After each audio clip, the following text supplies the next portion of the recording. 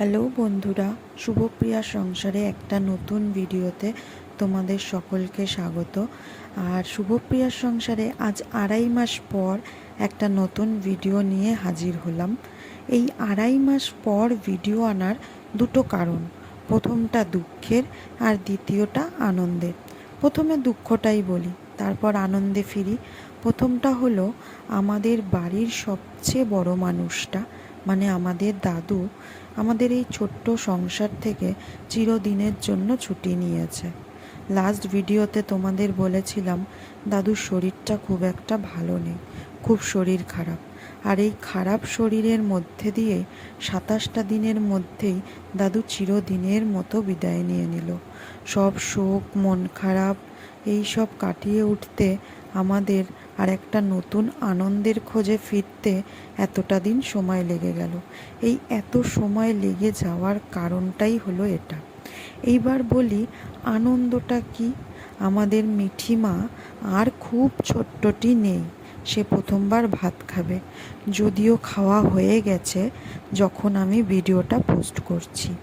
তাই সপরিবারে গেলাম তারাপীঠ মায়ের কাছে। যদিও আমরা পুজো দিতে পারবো না মায়ের কাছে, তাও মায়ের কাছাকাছি থাকার চেষ্টাটা তো করলাম। এই একটা বছর আমরা পুজো আচ্ছা কিছুই দিতে পারবো না।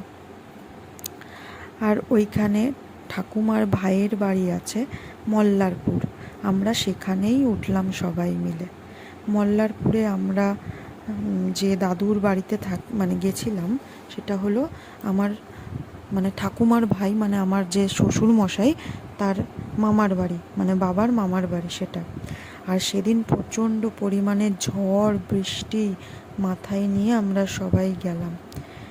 সেই জন্য ভেবেছিলাম তো ভিডিওটা করতেই পারবো না, তাও চেষ্টা করলাম নিজের মনকে শান্তি দেওয়ার জন্য আর তোমাদের সঙ্গে সবটা শেয়ার করার জন্য।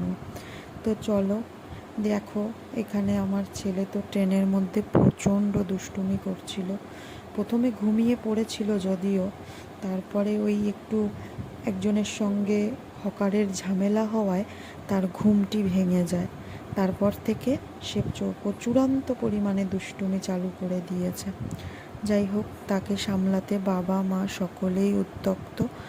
আর এদিকে আমিও একটুখানি ধরছি, আবার একটু রেস্ট নিচ্ছি।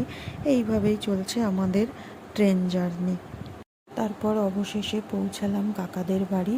এই যে রুমটায় আমরা 6 জনের মিলে ছিলাম, ওদিকে বোনরা আর এদিকে আমাদের 3 জনের ফ্যামিলি। যাই হোক, পরের দিন সকালে যাব তারাপীঠ মায়ের মন্দির, সেটাও শেয়ার করব নেক্সট ভিডিওতে।